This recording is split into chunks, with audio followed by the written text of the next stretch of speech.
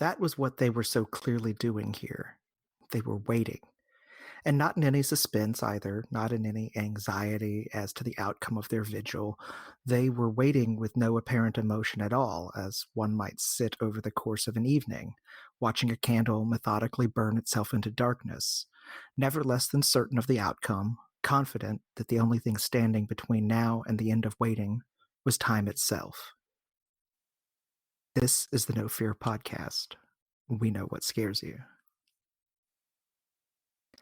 I'm Matt. I'm Mel. And I'm Lisa.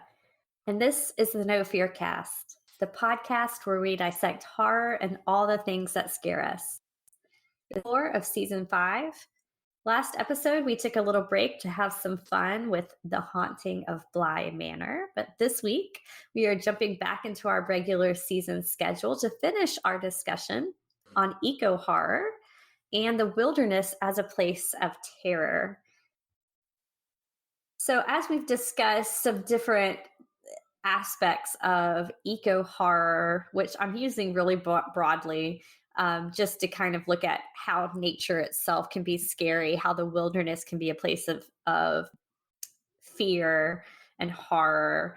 And I thought we could end it in this kind of season, the first series, I should say, of our season, by looking at nature as a monster, like when nature becomes the monster in the story. So the intro, the opening quote that Matt read, comes from Scott Smith's book, The Ruins, which was later made into a movie.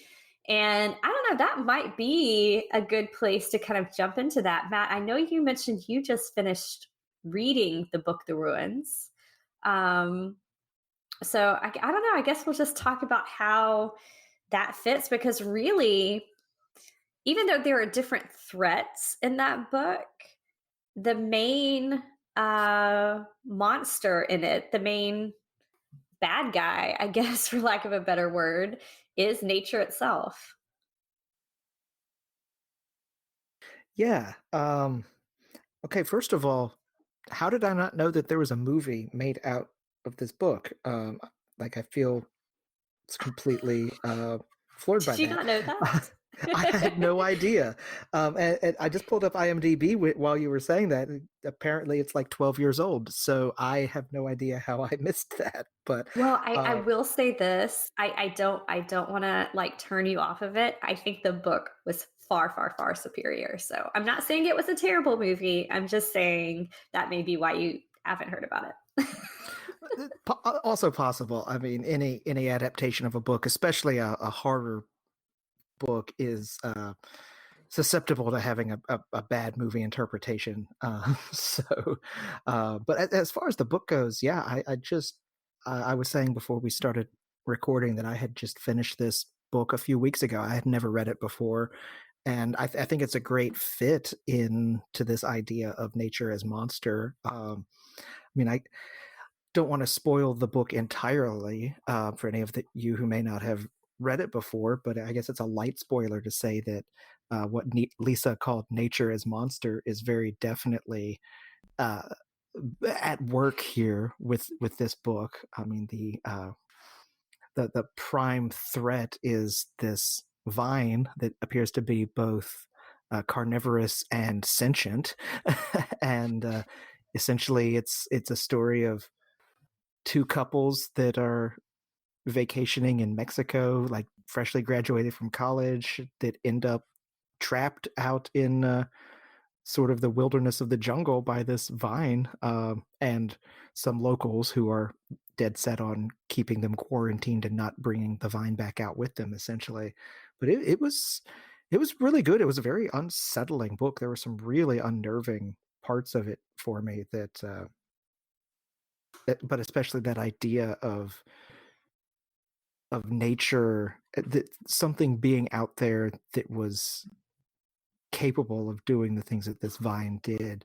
I mean, it seems like, fantasy to think of this carnivorous type vine with acidic sap that can digest like human skin and muscle in a matter of hours. But when you get down to the descriptions in the book, though, I mean, it's not necessarily plausible, but it is pretty pretty horrifying. So, um, yeah, it's a crazy book and definitely a real interesting read for sure.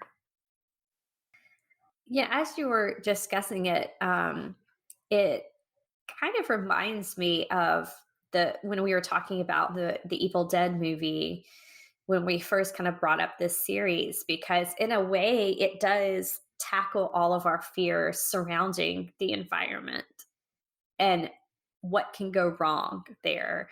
Because, and again, I mean, we're going to say things that spoil the book. The book has been out for a while, so I do not feel too badly about it. But also, I feel like this is a book that even if you knew everything that happened in it, because you know pretty quickly what's happening early in the book.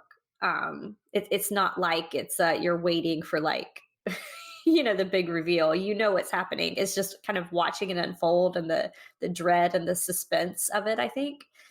Um, but it reminds me a lot of the Evil Dead in that, I mean, first you have the isolation because it's it's people who are traveling to an unfamiliar land for a vacation, and they get off the beaten path, and so kind of realize that they're away from help, which I think is a big thing when you talk about like anything that's set in the wilderness too, is the I mean, it's like a good space story, right? In the wilderness, no one can hear you scream.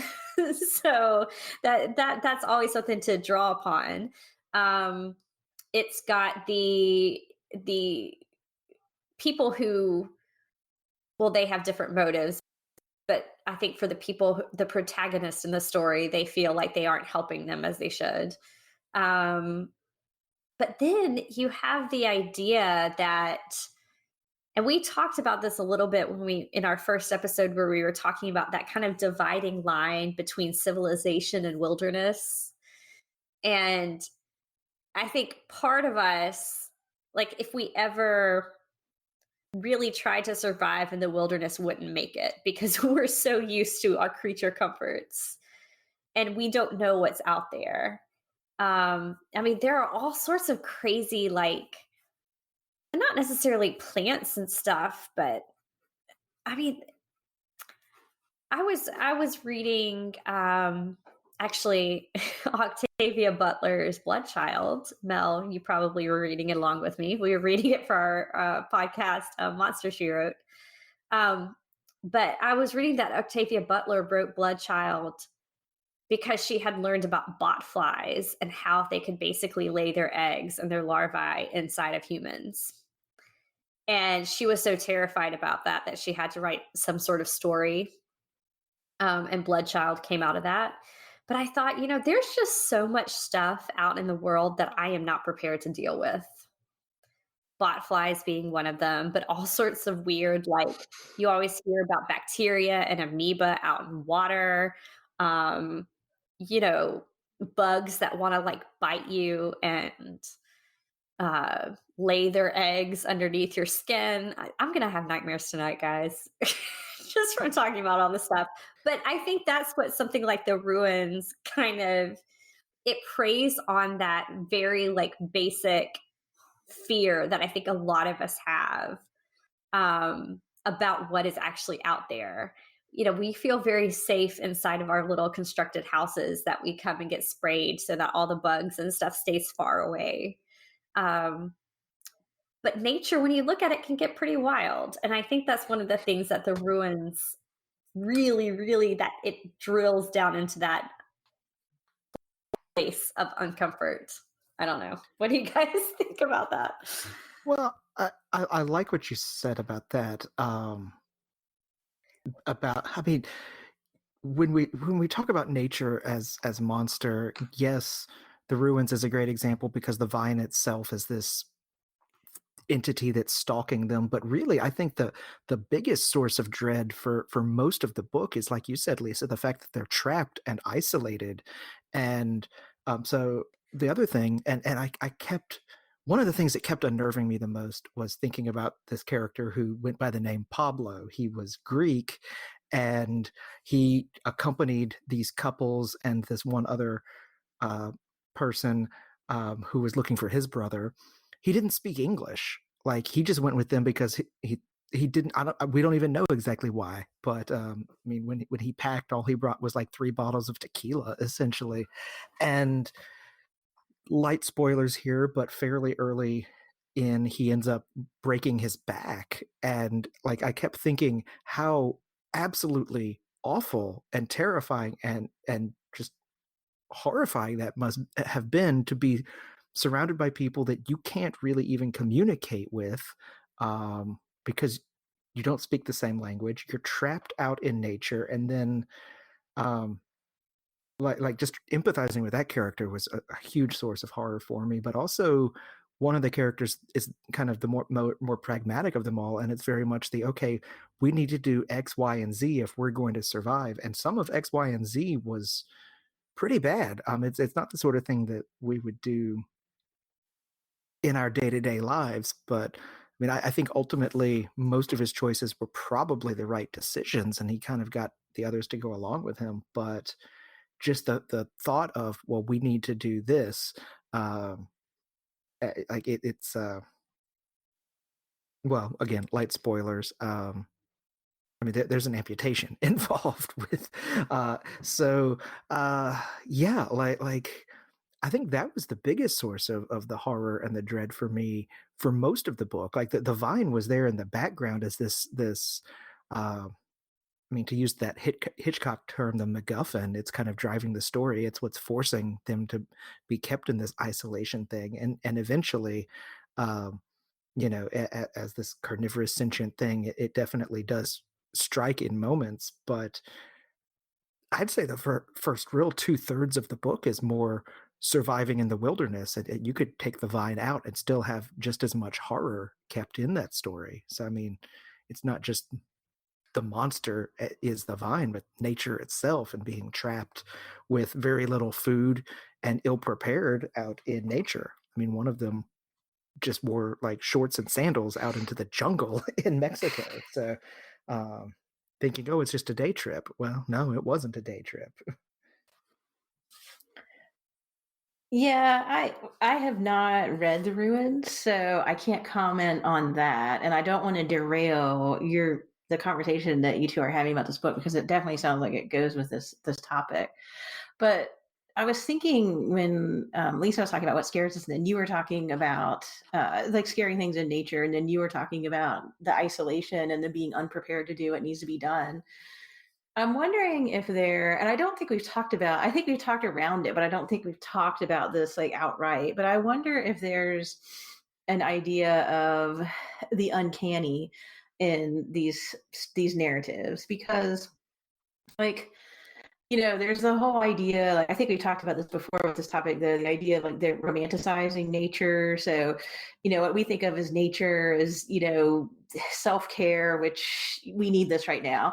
So I'm not knocking it at all, but going for hikes, like being in nature, right? Like, we use our social media to post these pictures of I went on this hike and saw these mountains or I saw whatever, or, I do this, I drive somewhere with my dog and we go for this walk together. I'm not thinking it's tame, right? Like there's bugs and stuff out there, but I'm not thinking about how they could conceivably get underneath my skin. Or, people when they're going for these long hikes in the West aren't thinking that they're going to be the one that gets chased by a cougar or something. Or if you're going for a walk in the mountains, you're hoping that you don't like bump into a bear or something. So there's these ideas of like, I'm going into nature and it's going to be this great positive thing, but we know if you're thinking of something like naturalism or I think it was Tennyson that wrote the poem "Nature is red in tooth and claw," and the idea that nature is literally as animals being wild, and there's a difference there between what we're ready to experience and what happens there. And I'm wondering if these narratives take things, people going on vacation and going into nature and everything turns awful because they get trapped or something like that, or we know what birds are but then they become horrifying, or like Lisa was pointing out about the flies or the vine, or there are things that seem ordinary and there's a vine here but no, it turns out it's carnivorous. I'm wondering if it's almost like the idea that we put on the haunted house where it's like this place of restorative contentment, But sometimes the cliff face breaks off underneath you and you die. I wonder if there's this like undercurrent of danger in nature that we're playing with. Because I don't want to move us ahead. You guys can keep talking about the ruins, of course, but a couple of the books we have on here that have to do with fungus, the people who wrote them were inspired on our list we have here. The people who wrote them were inspired by that zombie fungus that like takes over animals, insects' bodies and makes them kill themselves or whatever. And I'm just wondering like how we have these two visions of nature as like the let's go on vacation, like you were describing, Lisa, versus the oh my God, this animal's gonna eat me, or holy crap, this landscape's alien, or so. So I think it kind of takes our fears of the dangers that could be out there and how they all of a sudden make us feel very uncomfortable and like we don't belong and we're isolated and we're just trying to get back to, I hate to use the word normality, but I think that's what these characters probably think. But I wonder if it's that thin line in real life between those two things. There's not a carnivorous vine I hope is going to grab us, but the fiction makes that tension that we have between nature being pleasant and dangerous like more intense. Well, I think I couldn't help but think while you were talking about that. I think that's an excellent point about kind of that, like you said, that tenuous line between this restorative, peaceful place and this wild, untamed place that could kill you as you turn around. Did either of you see? There was a video that I saw online that was posted. I think I saw it on Reddit a couple of weeks ago or somewhere. I don't know where, but it was a guy who had gone out for a run on a nature trail and ended up stumbling across a mountain lion and getting chased by the mountain lion.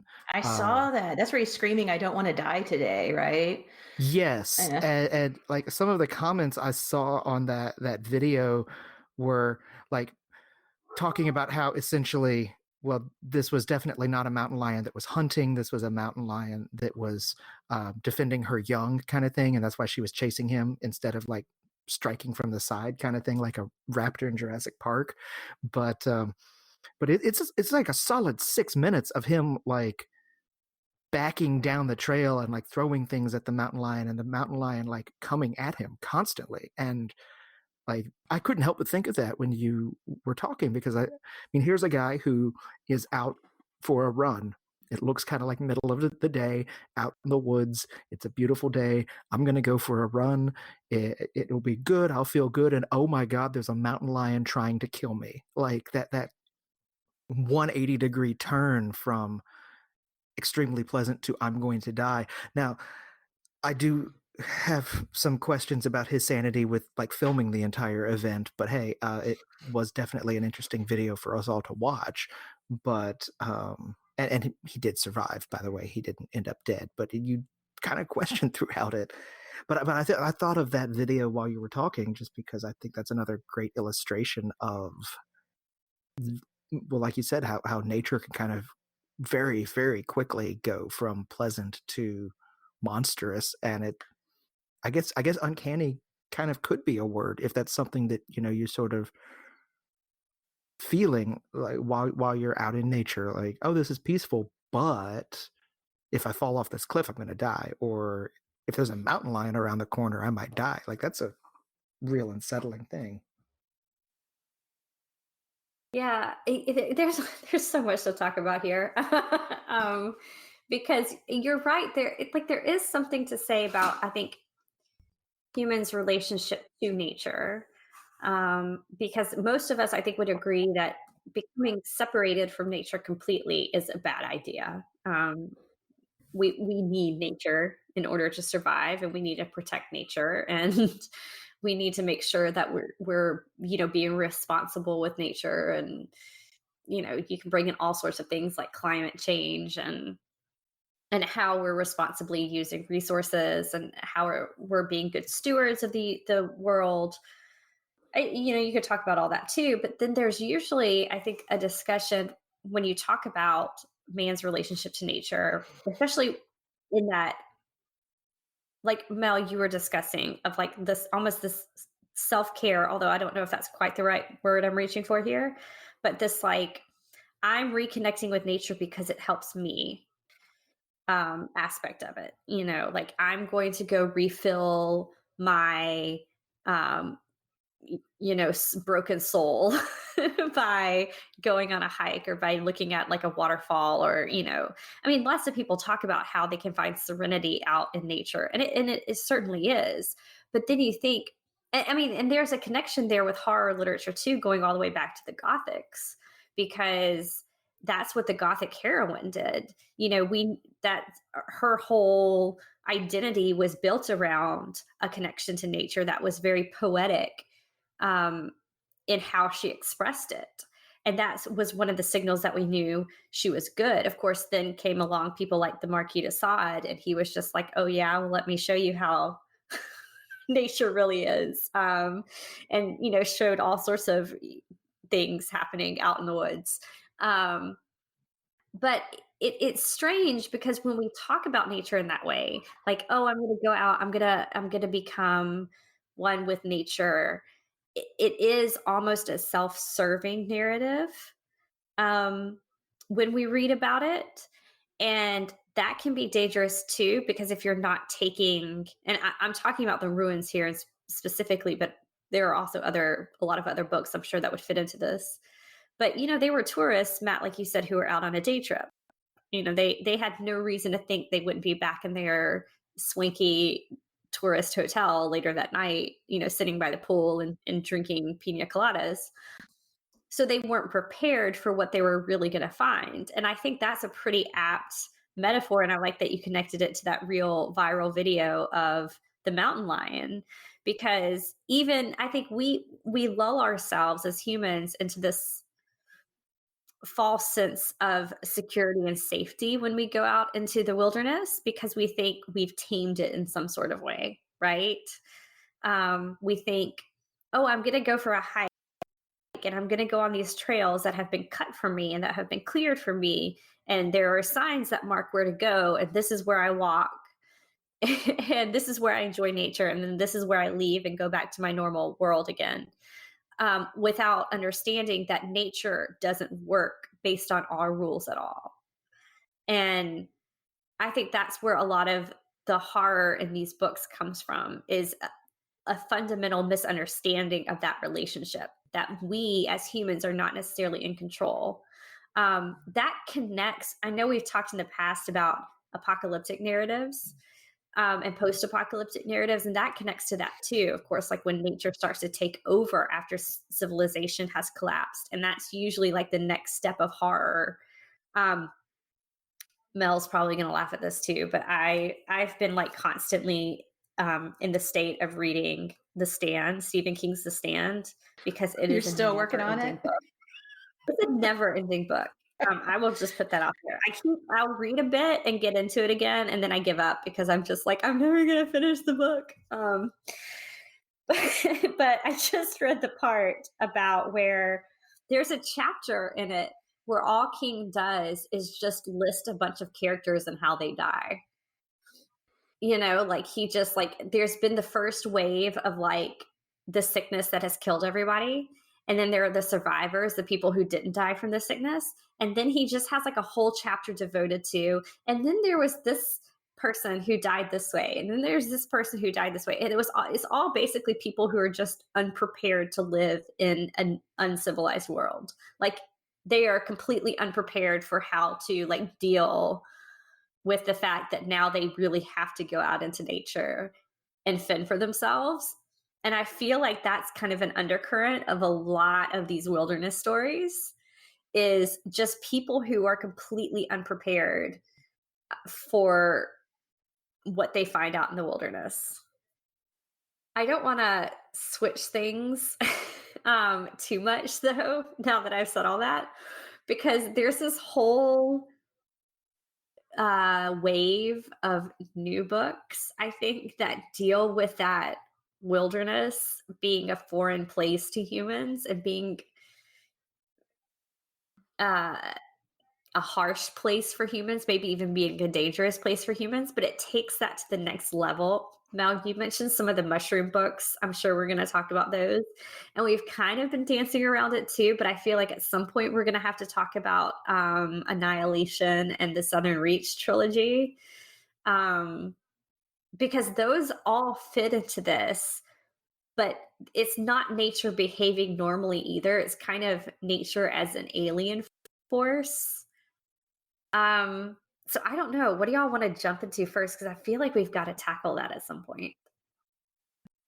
Okay, maybe we should go ahead and maybe we should save Annihilation for a little bit and kind of go through some of these fungus books we have here. I think I also threw in a fungus movie that we can throw in as well, um, that we can talk about. And I feel like since not all three of us are familiar with all these books, it might be good just kind of run through them before we can all talk about Annihilation.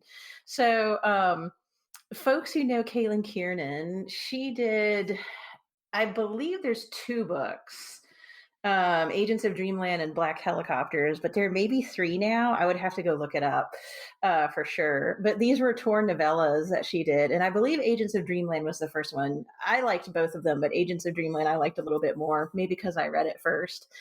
Um, and it's not necessarily like a wilderness book per se, but when we first started talking about doing an episode where nature becomes alien or weird, and I think we've talked about the definition of weird in here before. I think shorthand, just think kind of Lovecraftian, the idea of like this kind of otherworldly influence on us, or nature doing things that it should not be doing. And so, what Kiernan does, Agents of Dreamland, is kind of this broken up narrative where I don't want to spoil anything too much just in case people do want to read this since it came out in 2017, but you're kind of seeing um, a slow apocalypse. So there's stuff happening in the future that's in space that's influencing, we find out about in the future, but it's influencing in the present day of the book what's going on. And so there's this weird fungus that's very kind of Lovecraftian that has shown up on Earth, and it is kind of like the zombie fungus, if you know about that fungus that kind of takes over insects' body, that sort of thing. So if I remember correctly, this kind of like this black, like CIA, dark, a dark group that the Signal Man works for, very deep. Nobody knows who they are. They just investigate like X-Files type stuff. He's chasing this cult basically, and it turns out that this weird cult has gotten tangled up with this fungus somehow. And they're, I don't think this is ruining anything because it happens early in the book, but they're basically fruiting, like fungus and mushrooms are like growing out of their bodies. But the creepy thing is that it's then messing with the rest of the land around them. So the ocean starts to get strange, the bay, the ground, the people start being affected. It's spreading, and they're trying to figure out where it came from. And so the Signal Man's investigating it basically in what we think of like as our present, and then he comes in contact with some information that kind of leads him to start to extrapolate what the heck is going on. So it's a very weird book, very kind of surreal, but I think it's that idea of like something alien or something out there that we don't quite understand that's already like seeding us. And we don't even know it because we're focusing on things that are completely unrelated. So it's almost like the earth is like being strangely terraformed, I guess. Or maybe it's just an attack. We don't really know. But one of the things I thought was interesting when I was looking up some information about Agents of Dreamland today to kind of jog my memory, because I read it a little over a year ago, apparently Kiernan's book tour was called Fungus Among Us. So I think people had an idea that fungus was involved in the book. Um, and then let me see here. I don't know, Lisa, should we turn our attention to Sylvia Moreno Garcia's Mexican Gothic briefly? I mean that appears in the book. It's funny that we're kind of laughing talking about our mushroom books, but They're when you terrifying. talk, they are, and I find it fascinating that when you have this kind of subset of horror that is set in the wilderness, and then people are going to specifically focus on mushrooms. But then the more I think about it, it's really not that strange because number one, mushrooms, they grow so quickly. They'll sprout up out of nowhere. Some of them look like they're out of a fairy world. they grow in these crazy colors and patterns, and they just look cool, when you look at them. So I could see how people would be intrigued by them, but then just the fact that some of them are psychedelic and can like mess with your mind and change your, literally change your perception on things. I mean, that goes, all the way back. I'm thinking of like Alice in Wonderland was even to some degree like a mushroom eco horror book, which is kind of fascinating when you think about it. But yeah, let's talk about Mexican Gothic, because that was my favorite book of this year. And I think we ought to put spoiler warnings here, just because I don't think it's revealed until later in the book, actually, about the mushrooms. So since it's a relatively new book, we'll just say spoilers. But then yes, let's talk about Mexican Gothic, because that's definitely, it fits with the horror element, and it's a Gothic, so I love how it goes back. But you've got the same isolation that we've talked about, but in this case, Mel, would you like to explain the mushrooms in Mexican Gothic? Sure, I could try to do that. One thing I just want to throw out before I do that, though, is so Lisa and I read, and we discussed Mexican Gothic in depth in the Monster She Wrote podcast. I don't think we're going to go into it that in depth here. We spoil away there. But when we were doing research for that, I kept thinking to myself, this reminds me of this Japanese horror movie from the 60s, directed by the guy that did the Godzilla films. The movie's called Matango, and it's where this group of people shipwreck on this island. So they're trapped, they're isolated, they don't know what's going on. They find these mushrooms, they eat them, they become addicted to the mushrooms, plus the mushrooms come out of their body and turn them into these mushroom monsters, and they start like killing each other or whatever. And so there's a little bit of talk about, like you mentioned, the psychedelic, or that mushrooms can affect you, which I think is part of that horror. Being controlled by the mushroom, controlled by the fungus. And so when I was first reading Mexican Gothic, I just kept thinking of Matango. And I found an interview with Marina Garcia where she just off the cuff, like super briefly, just mentioned that when she was a kid, she was watching some like creature feature Saturday program or whatever, and saw this movie Matango. And I was like, good, I'm glad I'm not crazy. Like, there is some sort of strange connection here. But listeners, if you're interested in like classic horror type films, it's a 1960s film, but it's definitely interesting, and the mushrooms are definitely dangerous. But in Mexican Gothic, spoilers, this character goes to rescue her cousin, who has married into this kind of deep, dark, like almost Edgar Allan Poe-ish Gothic type family. They're also pretty racist. They're British people who live in Mexico. They kind of taken over this city to make these people work for them in their coal mines, and they refuse to speak Spanish or eat the food. And they brought all their own plants and everything over, and brought British soil with them, so they don't even have to deal with that. And they built their house from British materials. And she goes from finding these people just extremely distasteful and strange to realizing that the patriarch of the family discovered this fungus that had really strange properties, and has been what's what I'm looking for, cultivating it and cultivating people. He's putting the fungus into people, basically. And he's gotten to the point where certain people's constitutions can survive having this fungus implanted in them, and it allows him to kind of control them. And so the house is full of this fungus, and the fungus holds the memories of the family. It controls them. It keeps them from leaving the home, because if they do, they'll die.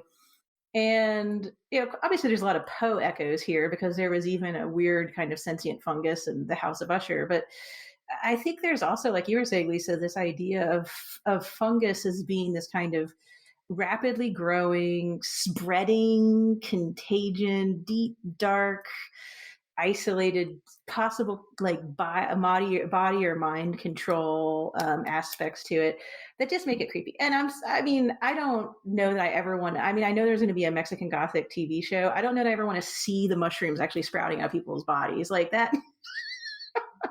That creeped me out when I was reading the book. So it's this very intense and visceral thing, I think, to think about fungus invading our actual bodies. I guess it goes back to your botfly example, which living in a rural area for part of my childhood, botflies are terrible.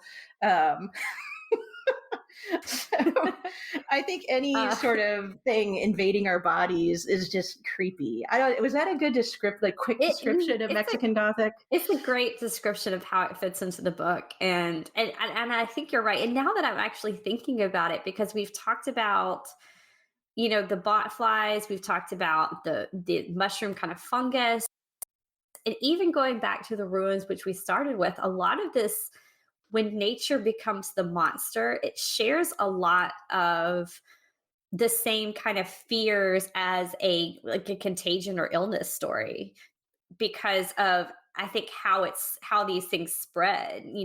Once it gets into your body, it's incredibly hard to remove, and in some cases it's impossible. So yeah, that kind of rapidly spreading, and I think the insidious nature of it too is that sometimes you don't know it's happening until it's too late. That that's one of the things too, that it's when we talk about nature attacking and nature becoming the monster. We're not really talking about the things you would think we would be talking about. We're not talking about the grizzly bears that are out there, or like the actual animals that can attack you, but we're talking about, I guess when we say nature itself, the whole of it, right? About how it can kind of infect you and spread very quickly, and then suddenly you're not yourself anymore, which I think is a really good I'm going to use that as a segue um, to talk just briefly about the beauty, because I could talk about this book and probably still not really like do it justice. It's just one of those books that you have to read. It's a little tiny, like it might even be a novella. I don't know where it falls on that like spectrum, if it was a novel or a novella, but it's a quick read. Um, it's by Aaliyah Whiteley, and it's about actually a disease that takes out all the women in a culture, and then it's just um, the men that are left.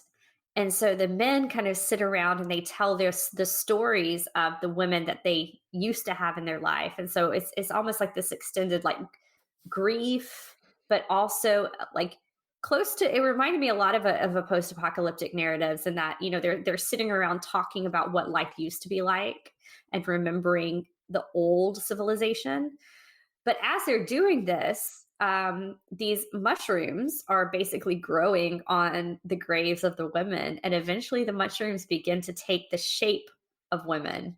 And now you literally have walking mushrooms kind of walking around. And the men, because they've missed the women in their lives so much, begin to form these like strange relationships with these mushroom people. It's very surreal and it's very weird, in all senses of that word.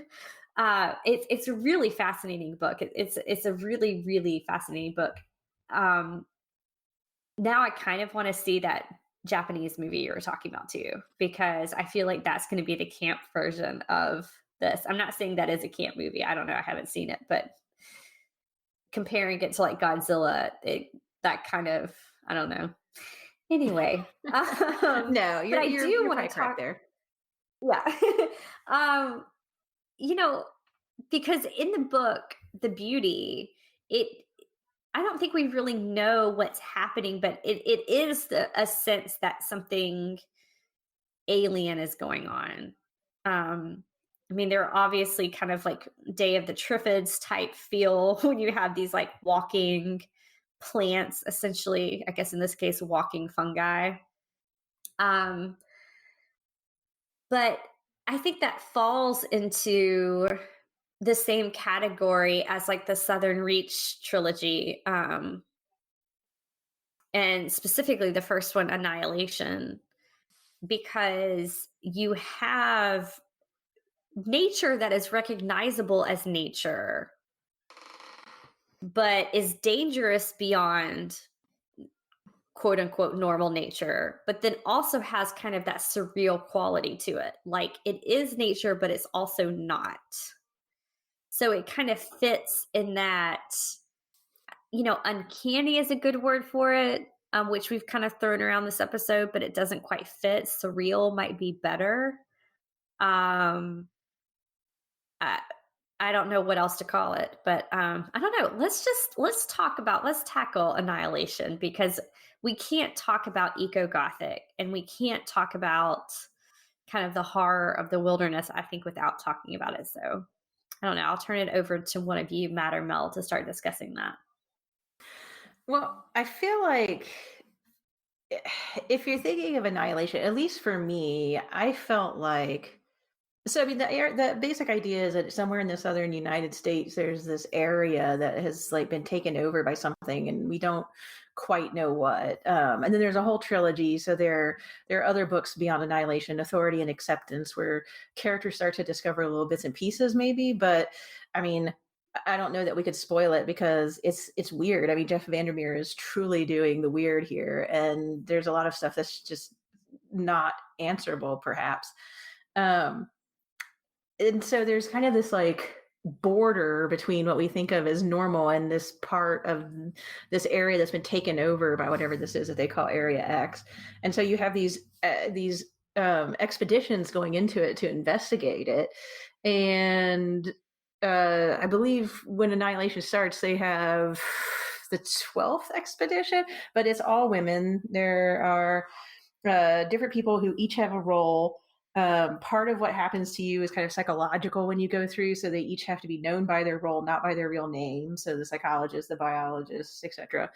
Um, and you find out that they're being like put in these trances to even get in there, because the stuff that you see on the way is so disturbing and mind-blowing and horrifying that you would never make it through sane. And people end up kind of going insane when they're over there anyway, and just terrible stuff happens to them, but they're just literally in this like kind of like literal weird nature version of what it was before, and nature's kind of coming back. There's all sorts of weird animals and plants, and it's just kind of being overtaken. So I think for me, and I don't know, I want to hear kind of what you guys think about this too, but it seems like the Southern Reach is kind of like this weird, like almost like an apocalypse is slowly happening, but it's also like post-apocalypse on their side, because it's like nature reclaiming, but it's not our natural nature, if that makes sense. It's like this strange nature. And it reminds me in some ways of almost like an alien mind either trying to understand us, or maybe even like something alien is terraforming or trying to change the earth into something that's more amenable to them. So I think it could be like a weird investigation of us, like experimenting on us or changing things. We really don't know. I mean, you get a little bit more information with every book. um but yeah, I mean, Annihilation is kind of like them attempting to come to terms with whatever this change is and whatever may be causing this change. But it feels like to me that it takes the weird and apocalypse fiction and kind of mixes it in really interesting ways. I think that's a really good description of it, Mel. Yeah, I would add, first of all, that it's probably one of the most unsettling books I've read in a long time, and I actually read it a few years ago. But it's up there with like kind of the last part of House of Leaves. For I was really uncomfortable and unsettled, but I couldn't really put a finger on the exact reason, and I think it was probably because of how surreal and weird and almost uncanny valley it was. But yeah, I haven't read the full trilogy. I've only read Annihilation. I want to read the other two. Immediately after finishing Annihilation, I said, no, I need to take a break and then come back because I don't think I can do two more books of this in a row and stay sane. But yeah, it's. I mean, if you haven't read, it's one of those things that's so hard to describe to someone who hasn't read it. But if you have read it, you're like, oh, I know what you're talking about. But yeah, like this warped kind of almost like funhouse mirror version of nature is what you're seeing. And like, or perhaps it's nature through the lens of madness itself, because that's something in the area of the Southern Reach is driving the people crazy too. It's so hard to explain. and put into words. But man, it was a really good book. It was. I'm trying to be very cautious about what I say because I've read all three and they've all kind of blended together in my head because I did exactly what you said you were not going to do, Matt, which is I read all three back to back. And uh but they have kind of blended in my head, and so I don't want to accidentally give something away. I will say my favorite part, and for those of you who haven't read it, I hope this will be a little like teaser to like want to go read it.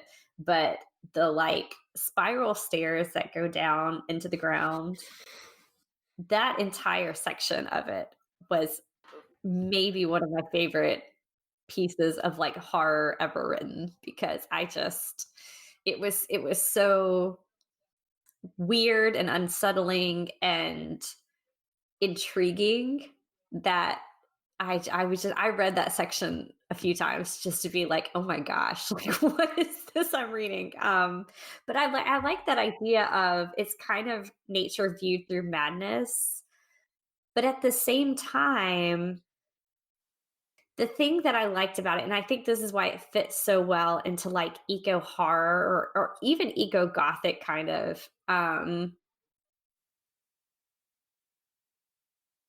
whether or not it's like we don't know fully. I think it is implied kind of what has happened in the world. And again, I'm not going to say anything because I've read further than you guys. But we don't fully know what has happened. What do they call it? Area X? Yeah. Mhm. Um, we don't really know what has happened in Area X. We only know that Area X is existing, like it's there, and it has these borders that humans have defined and said this is where Area X begins and this is where our world begins. And they have been sending people, scientists, in to study it, and it has not turned out well for the expeditions going in.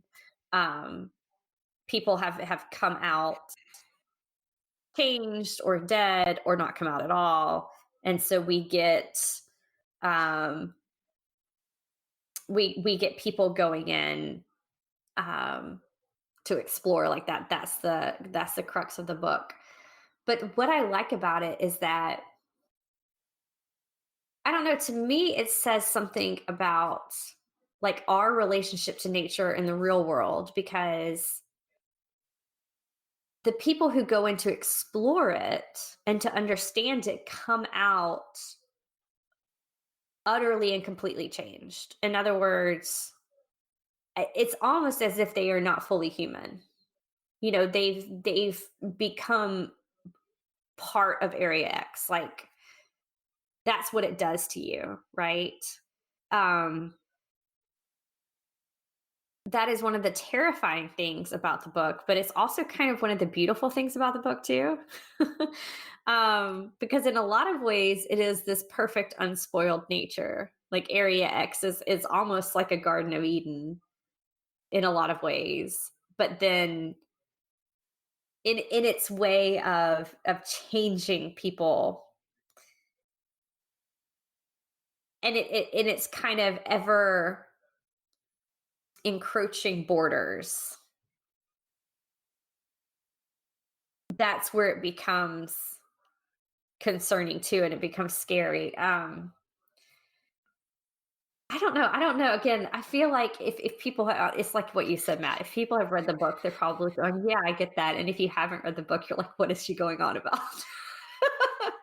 um but where you have these books like the ruins where people try to go in and it's very much like, oh, look, the foolish tourist thought they could handle a day in the jungle, ha ha ha. you know, and that's the narrative of just, people being foolish and going into the wilderness and not realizing what they're taking on.